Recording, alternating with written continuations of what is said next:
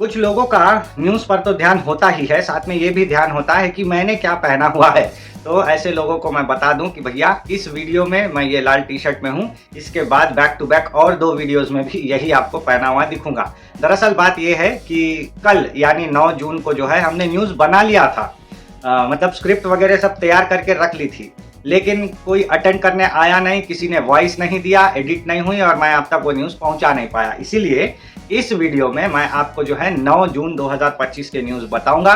मेरा नाम है कौशिक और अब आप सभी को बहुत बहुत नमस्कार। इस वीडियो में आप सभी का स्वागत है। यहाँ पे हम आपको बताएंगे कागज नगर के जो न्यूज़ अपडेट्स है 9 तारीख के, वो सब कुछ आपसे शेयर करेंगे। इस वीडियो के बाद में करीब 6 साढ़े 6 बजे हम लाइव सेशन में भी आपसे मिलेंगे और उसके बाद 9:30-10 बजे के करीब मैं आपको कागज नगर के आज के यानी 10 तारीख के न्यूज़ भी दे दूंगा। तो लगातार बैक टू बैक 3 वीडियो में आप मुझे इसी अवतार में देखने वाले हो। तो चलिए दोस्तों, बढ़ते हैं अगले पड़ाव पे जहां मैं आपको बताता हूं मौसम की अपडेट। दरअसल कल मौसम का जो अपडेट था ना दोस्तों, करीब 39 डिग्री के आसपास में कल टेम्परेचर पहुंच गया था। दोपहर में बड़ी गर्मी लग रही थी और परसों ही रात को थोड़ी छिटपुट बारिश भी हुई, लेकिन उसके बाद अचानक से गर्मी का बढ़ जाना लोगों को बहुत सता रहा था। मौसम में उमस बहुत ज़्यादा थी। उसके बाद में शाम में थोड़ा सा बादल आया, कहीं कहीं छींटे भी पड़े और उसके बाद में 30 डिग्री के आसपास में टेम्परेचर लॉक हो गया रात को। आज भी वैसा ही रहेगा, उसके बारे में मैं आपको आज के न्यूज़ सेशन में बताऊंगा। तो चलिए अब शुरुआत करते हैं आज की हेडलाइन से। फेल हो गई लेबर डिपार्टमेंट, कहा अरशद हुसैन ने। पीएम श्री फंड की जानकारी। आत्माओं को मिल रहा पेंशन। मछलियों की जबरदस्त डिमांड। जगन्नाथपुर डैम का सर्वे। तो आइए दोस्तों एक एक करके न्यूज़ की ओर बढ़ते हैं। सबसे पहले शुरुआत करते हैं अरशद हुसैन साहब के न्यूज़ से। दरअसल अरशद हुसैन कौन है ये आपको बताऊंगा, लेकिन उससे पहले ये बता देता हूं कि उन्होंने क्या स्टेटमेंट दिया है। अरशद हुसैन साहब अभी जो है एसपीएम के अंदर में एक यूनियन चलाते हैं, permanent and casual workers union नाम से उनकी एक जो है यूनियन है छोटी सी, उसके ये प्रेसिडेंट है। और इन्होंने क्या किया है कि लेबर डिपार्टमेंट के ऊपर में एक इल्ज़ाम लगा दिया है कि लेबर डिपार्टमेंट एसपीएम के अंदर वर्कर्स का जो यूनियन इलेक्शन है वो करवाने में पूरी तरीके से नाकाम हो चुकी है। बात तो सही है अरशद साहब की। पिछले कुछ महीनों पहले सभी लेबर यूनियंस को बुलाया, उनसे पिछले 10 साल का रिकॉर्ड मंगवाया, फिर आदिलाबाद के जेसीएल के पास जाओ बोले, उनके पास भी रिकॉर्ड जमा कराओ बोले। यही सब करते रह गए यूनियन के लोग, लेकिन इलेक्शन तो अब तक हुआ नहीं एसपीएम के अंदर और कब होगा उसका कोई पता भी नहीं है। क्लियरली आप मुझसे पूछोगे तो मैं भी यही जवाब दूंगा कि इलेक्शन कब होगा कोई पता नहीं। तो ऐसे में इलेक्शन करवाने में फेल हो चुकी है लेबर डिपार्टमेंट, ये कहना है अरशद हुसैन साहब का। लेकिन उनके मुंह से ये बात सुनना थोड़ा सा अटपटा लग रहा है। क्यों बताऊं आपको। लेबर डिपार्टमेंट है तेलंगाना सरकार की, तेलंगाना सरकार है कांग्रेस पार्टी की, और अरशद हुसैन साहब कांग्रेस पार्टी के अंदर में स्टेट एग्जीक्यूटिव मेंबर है टीपीसीसी के। समझ रहे ना आप, मतलब अपने ही सरकार के अंडर चल रहे एक डिपार्टमेंट को अरशद साहब गालियां दे रहे हैं, मतलब कोस रहे हैं कि भैया आपसे नहीं हो पा रहा है। तो ये किसकी गलती है अरशद साहब?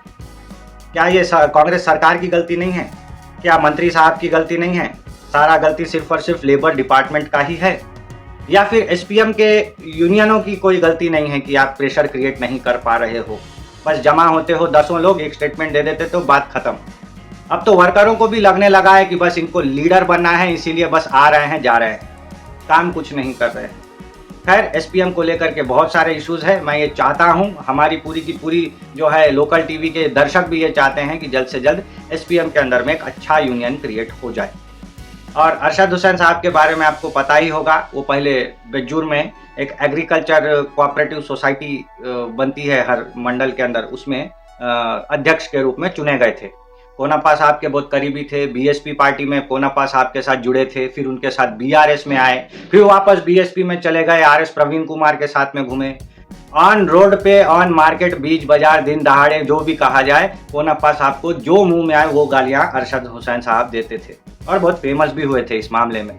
लोग मीटिंग में जाते थे तो सीटियां तालियां बजाते थे, क्या गाली दिया भाई हमारे एमएलए साहब को। ये है। खैर इलेक्शन हो गया, आरएस प्रवीण कुमार बीएसपी से जंप होकर बीआरएस पार्टी में चले गए, कोनापा साहब कांग्रेस से जाके फिर वापस इंडिपेंडेंट हो गए और अरशद हुसैन साहब ने पकड़ लिया कांग्रेस पार्टी का दामन। कांग्रेस पार्टी ने उनको स्टेट एग्जीक्यूटिव मेंबरशिप का जो है पद दिया है। ये है अरशद हुसैन साहब की कहानी। मतलब कोई ऐसी पार्टी, एक बीजेपी पार्टी छूट गई जहाँ पे अरशद हुसैन साहब नहीं गए हैं, बाकी सारे पार्टी उन्होंने घूम ली है। और बचपन में मेरे ख्याल से तेलुगु देशम भी घूमे ही होंगे। तो ये सब है। चलिए बढ़ते हैं अगली खबर की ओर, जहाँ पे बात करेंगे पीएम श्री फंड के बारे में। अब आप सभी को पता ही है कि सरकारी स्कूलों की क्या हालत होती है। सरकारी स्कूल का पढ़ाई लिखाई कैसा भी हो, इंफ्रास्ट्रक्चर बहुत ही खराब होता है। कहीं कहीं पे क्या होता है, टीचर्स बड़े अच्छे मिलते हैं, कहीं कहीं पे क्या होता है, टीचर्स एवरेज मिलते हैं, कहीं उतना अच्छा परफॉर्मेंस नहीं मिल पाता है। लेकिन हर जगह जाओ आपको स्कूल की बिल्डिंग खराब ही मिलेगी। बिल्डिंग ठीक कराए तो भी अंदर बेंचेस टूटे हुए मिलेंगे, पंखा गायब मिलेगा, डोर टूटा हुआ मिलेगा, टॉयलेट की हालत खराब मिलेगी। तो ऐसे में तेलंगाना सरकार को मदद करने के लिए सेंट्रल गवर्नमेंट ने, मोदी सरकार ने क्या किया है, एक फंड जारी किया है। इस फंड की जो स्कीम है, स्कीम का नाम रखा गया है पीएम श्री स्कीम। तो इसके लिए पहले पहले क्या होता है कि आपको बहुत सारे स्कूल सेलेक्ट करने पड़ते हैं, ठीक है। सारे स्कूल नहीं, कुछ स्कूलों को जो है सेलेक्ट किया जाता है हर जिले में, और उन जिलों में इन स्कूलों का मरम्मत करने के लिए फंड भिजाया जाता है। तो ईनाडू पेपर में एक आर्टिकल निकला है, जो कि आप मेरे बगल में देख सकते हो, चिपका हुआ है। आदिलाबाद जिले को जो है 2,40,000 रुपए मिले हैं, ठीक है। और ये 2,40,000 रुपए से आदिलाबाद जिले में 24 स्कूलों का मरम्मत करवाया गया है। इसके बाद बात करें निर्मल जिले की, तो 2 लाख रुपए निर्मल को भी मिले हैं। निर्मल में 20 स्कूलों का रिपेयर कराया गया है।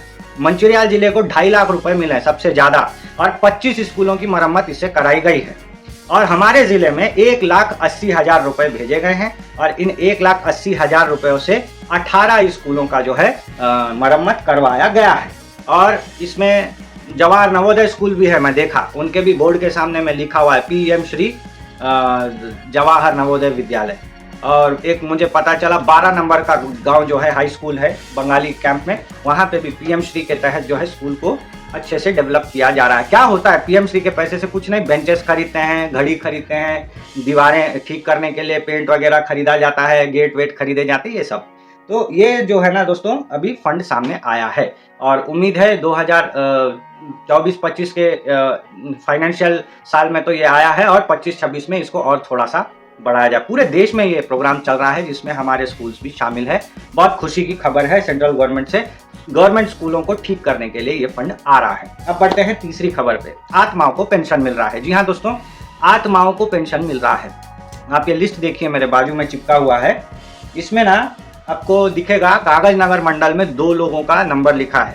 ये 2 लोग कौन है, जो गुजर गए, और इन दोनों को आसरा पेंशन मिल रहा है। आसरा पेंशन वही जो दिव्यांगों को मिलता है और वयोवृद्ध लोगों को मिलता है। 2 लोग ऐसे हैं जो ऑलरेडी चले गए इस दुनिया से, लेकिन उनका आसरा पेंशन चालू है। अच्छा, सबसे ज्यादा नंबर है बेज्जूर की, 16 जने हैं ऐसे बेज्जूर मंडल में जो चले गए लेकिन उनका पेंशन चालू है। उसके बाद कम नहीं है अपना केरामेरी में भी 14 केसेस है। बात करेंगे कौटाला की, तो 10 केस है कौटाला में, जहाँ मरे हुए लोगों को पेंशन मिल रहा है। ये अभी अभी हाल फिलहाल में स्टडी किया गया स्टेट गवर्नमेंट द्वारा कि मंडल वाइज एक लिस्ट निकालो भाई, कौन कौन चले गए और उनका पेंशन ऑफ करना भूल गए। तो ये हालात है, जो चले गए उनका मिल रहा है पेंशन, और यहाँ पे जो लोग जिंदा है वो लोग मरे जा रहे हैं कि भाई हमारा पेंशन दे दो, पेंशन दे दो। हम उम्र दराज हो गए हैं, एप्लीकेशन लिख के दे दिए हैं, लेकिन अभी तक पेंशन नहीं आया है। बोलने के लिए बहुत आसान होता है, जब नया नया स्कीम लॉन्च होता है ना, लिख देते हैं 58 साल के पुरुष और 56 साल की महिलाओं को मिलेगा पेंशन। जैसे ही 56 साल की हुई महिला या 58 साल का हुआ पुरुष एप्लीकेशन लिख के दे देता है म्यूनसिपैलिटी में या पंचायत ऑफिस में।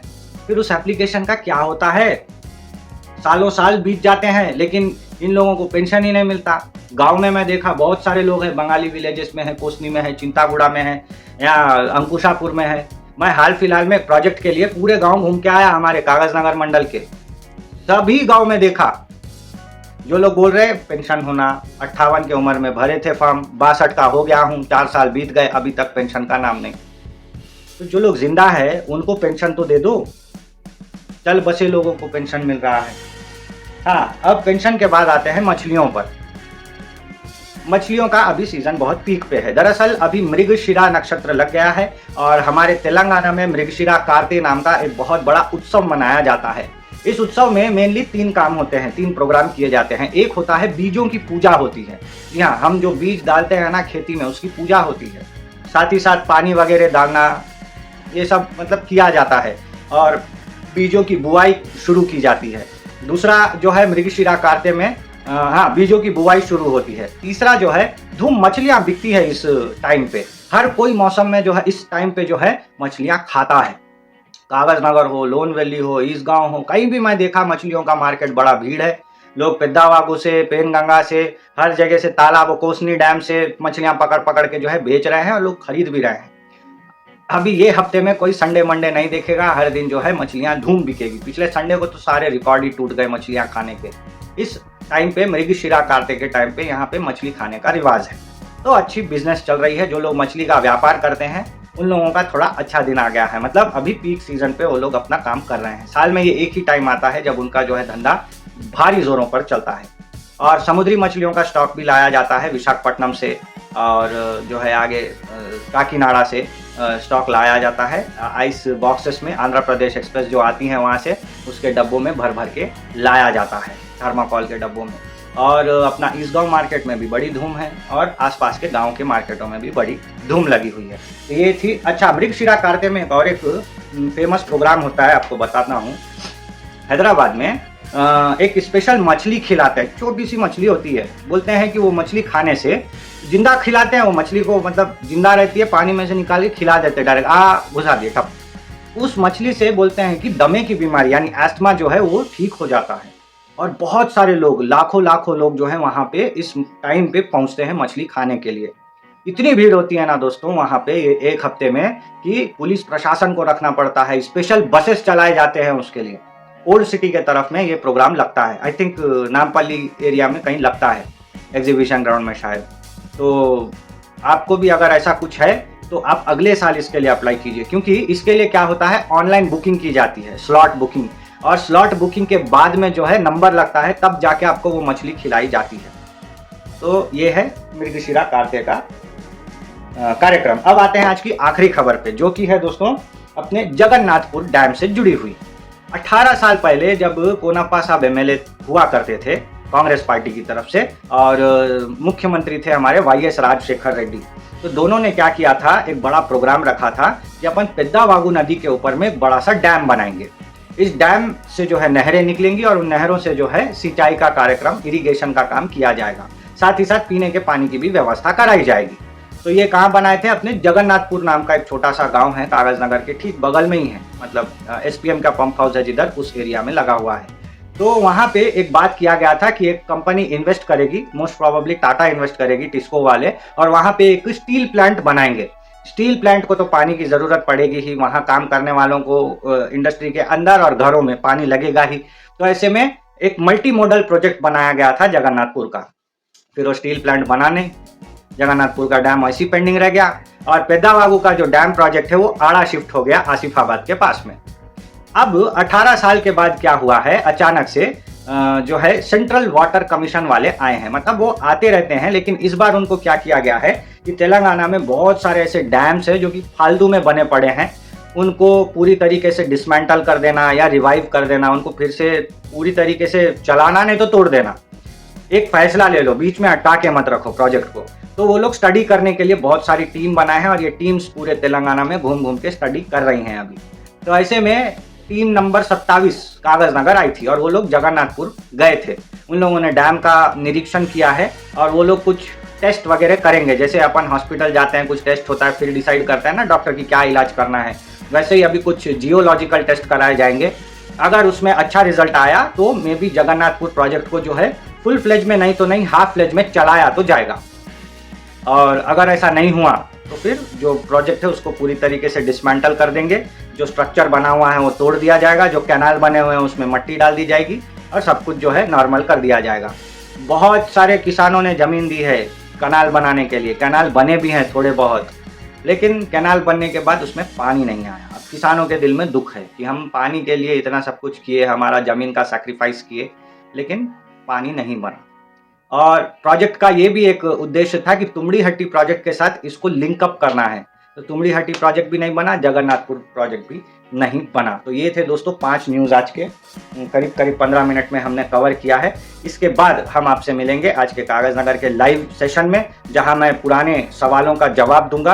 आप उसमें ज़रूर जुड़िएगा, देखिएगा क्या क्या विषय सामने आते हैं। स्पेशली स्कूल कॉलेजों के बारे में जो है हम इस वीडियो में इस हफ्ते चर्चा करने वाले हैं। तो आज के लिए इतना ही। वो भी लाइव भी देखिए और शाम में 10 तारीख की न्यूज़ भी देखिएगा। धन्यवाद।